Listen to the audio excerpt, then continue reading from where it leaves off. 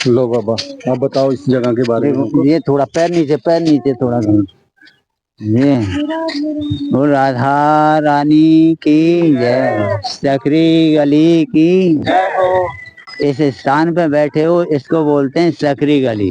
प्रेम गली अत साकरी, या में दो न समाए।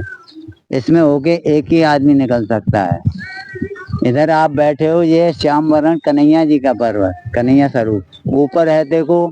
इधर ये कन्हैया जी की बैठक है, ये मुंसका की बैठक है, और ये गौरवरण राधिका स्वरूप पर्वत है, ऊपर राधिका जी की बैठक है। तो इधर ठाकुर जी गौ चराते थे और वहाँ बैठ के बंसी बजाते थे।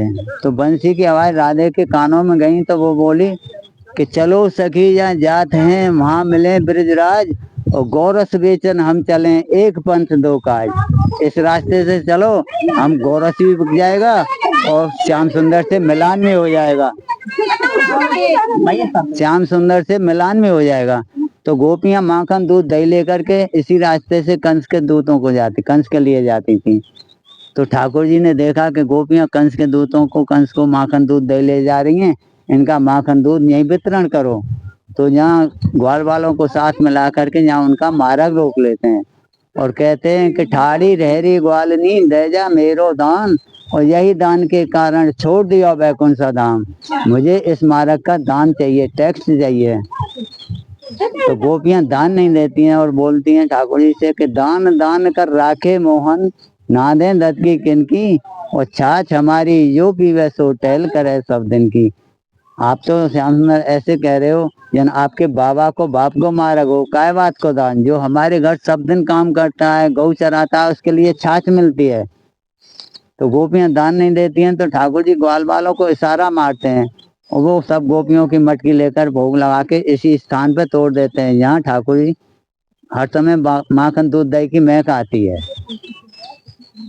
तो किशोरी जी की मटकी रह जाती है, उनको ग्वाल वाल तो ले नहीं सकते हैं। तो कन्हैया जी कहते हैं कि राधे अब तो माखन खिला दो, गोपियों की सब मटकी टूट गई, आपकी रह गई है। तो किशोरी जी हाँ करती हैं, नहीं ना करती हैं। क्यों कि नंद बाबा विश्वान बाबा में कोई दूध की कमी तो अत नहीं थी, 9-9 लाख गऊ थी उनके पास। तो ये तो प्रेम भाव की लीला है ठाकुर जी की। तो किशोरी जी ना तो हाँ करें तो रीत जाए और ना करें तो प्रीत जाए, इसलिए मौन रहती हैं। तो ठाकुर जी उनके भाव की भावना समझ जाते हैं और स्वयं मटकी लेकर के भोग लगा के इसी जगह तोड़ देते हैं। यहाँ से हर समय 12 महीना माखन दूध की महक आती रहती है। तो त्रिलोकीनाथ वो ये 3 लोक में है। यहाँ ठाकुर जी ने मार भी खाई है प्रेम के वशीभूत।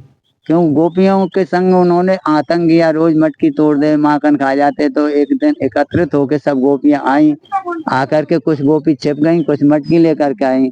जैसे ग्वाल वाल मटकियों को जपते तो सारी गोपियों ने निकल के जो यहाँ हाथ पड़ा वहीं गुलचाओं की माल लगाई और सबकी चोटी बांधी। तो ठाकुर जी को पकड़ा तो ठाकुर जी ने वहां से जंप लगाई। वहाँ ठाकुर जी का हाथ का चिन्ह है, एक हाथ में बंसी है खैरे में और एक खुला हुआ है। तो वहाँ ठाकुर जी को भी पकड़ लिया है और ठाकुर जी की चोटी बांध दी यहाँ। तो ग्वाल वाल कह रहे हैं ठाकुर जी से कि दादा हो दादा, हमने तेने ब्रज गोपीन को माखन दूध दही खाया हो, इनने हमारी चोटी बांध दी है। ठाकुर जी कह रहे हैं जा सारे हो तुम्हारी कहाँ चले, यहाँ मेरी बंधी पड़ी है। तो ये स्थान पर बैठे हो, ये है ब्रह्माचल पर्वत। ठाकुर जी की बाल स्वरूप लीला देखने के लिए ब्रह्मा जी ने स्थान मांगा तो ये पर्वत रूप में विराजमान है। यहाँ ब्रह्मा जी के 4 मुख होते हैं। इस पर्वत पे बिलासगढ़, आगे महेश पर्वत मानगढ़, इधर दानगढ़ है और आगे किशोरी जो विराजमान है उसको बोलते हैं भानगढ़। बिलासगढ़, मानगढ़, दानगढ़, भानगढ़ पूर्ण रूप से ब्रह्मा पर्वत रूप में यहाँ से विराजमान है ऐसे स्थान। बोल राधा रानी की जय।